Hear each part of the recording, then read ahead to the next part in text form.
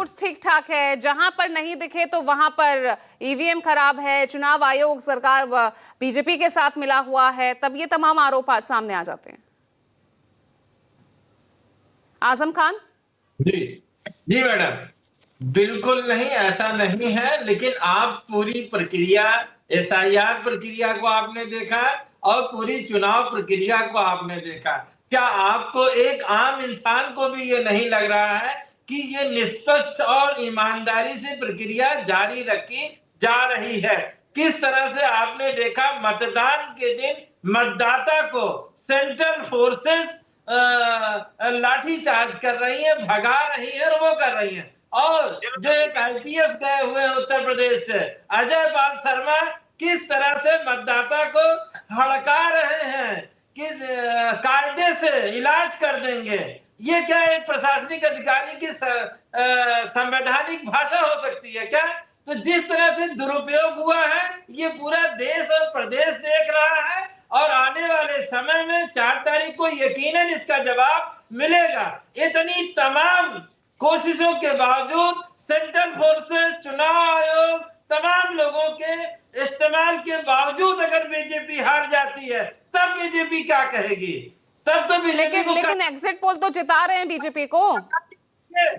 हम मान लिया टीएमसी, एग्जिट पोल टीएमसी की हार दिखा रहे हैं, लेकिन 22 वर्षा अगर 4 तारीख को बीजेपी चुनाव आयोग के मिसयूज के बाद, सेंट्रल फोर्सेस के मिसयूज के बाद और तमाम सांप्रदायिक एजेंडा, नफरती एजेंडा चलाने के बावजूद 4 तारीख को हार जाती है, तब बीजेपी अपनी नाकामी मानेगी ना कि हम नाकाम रहे बंगाल को जीतने में। अरे अब कल जो टुडे चाणक्य का जो आंकड़ा आया है वो तो क्लियर विन दिखा रहा है बीजेपी की, कोई क्लोज फाइट नहीं है, बिल्कुल उल्टा कर दिया उन आंकड़ों को। 71 पर वहां टीएमसी को पहुंचा दिया गया है। इनफैक्ट एक और यहां पर आंकड़ा सामने आया कि 8% मुस्लिम वो बीजेपी को वोट कर रहे हैं। पूजा जी आप जानती हैं एक बहुत अच्छे साइकोलॉजिस्ट हैं एक्सेस माई इंडिया के प्रदीप गुप्ता जी। प्रदीप गुप्ता जी ने क्या कहा कि हमने जब वहां पूछने की कोशिश करी 70% ग्रामीणों ने इनकार कर दिया बात करने से और 80% शहरी क्षेत्र के लोगों ने इनकार कर दिया बात करने से।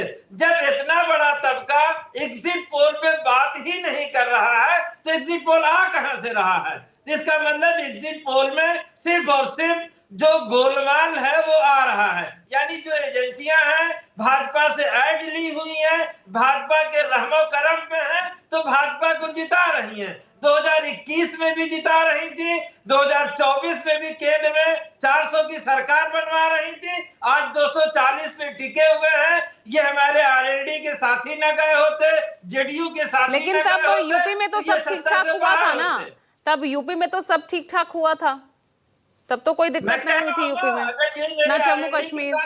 और जेडीयू के साथी पाला बदल के उधर न बैठे होते तो आज केंद्र सरकार से भारतीय जनता पार्टी की लंगड़ी सरकार भी न होती।